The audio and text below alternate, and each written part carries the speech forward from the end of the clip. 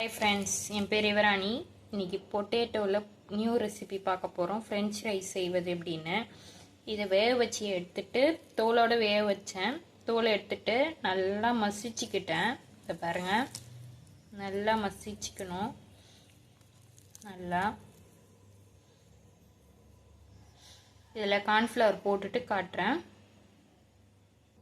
இதை பாருங்கள், கார்ன்ஃப்ளவர் போட்டுட்டேன், மசிச்சிட்டேன். நல்லாவே மசிச்சு இதை பாருங்கள், கார்ன்ஃப்ளவரும் போட்டாச்சு. உப்பு போட்டுடுறேன். பாருங்கள், உப்பு போட்டுட்டேன். உப்பு போட்டு பிசைஞ்சு எடுத்துன்னு வந்துட்டேன். உங்களுக்கு எந்த ஷேப்பு வேணுமோ அது செஞ்சு போடலாம் எண்ணெயில். நான் செஞ்சுட்டு காட்டுறேன் உங்களுக்கு.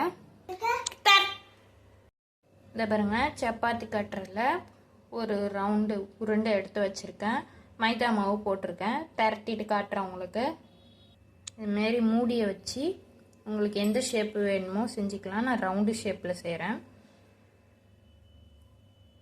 இது பாருங்கள், மீதி இருக்கிற மாவை எடுத்து திருப்பி திரட்டிக்கலாம். இது பாருங்கள், ரவுண்ட் ரவுண்டாக பண்ணி வச்சுருந்தேன்ல இந்த ஸ்டிக்கில் இது பாருங்கள், ஸ்மைலி மாரி செஞ்சுருக்கேன். உங்களுக்கு எந்த ஷேப்பு வேணுமோ நீங்கள் செஞ்சுக்கலாம்.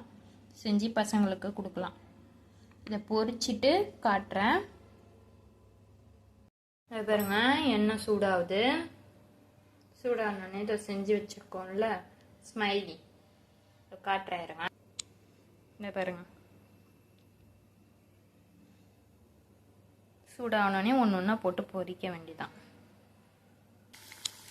இது பாருங்க, எண்ணெய் சூடாயிடுச்சு, போட்டுட்டேன், வேவுது. இந்த ஒன்று காட்டுறேன். இதை பாருங்க, சர்வ் பண்ணியிருக்கேன். எப்படி இருக்குன்னு சொல்லிட்டு செஞ்சு பார்த்துட்டு சொல்லுங்கள். தேங்க்யூ.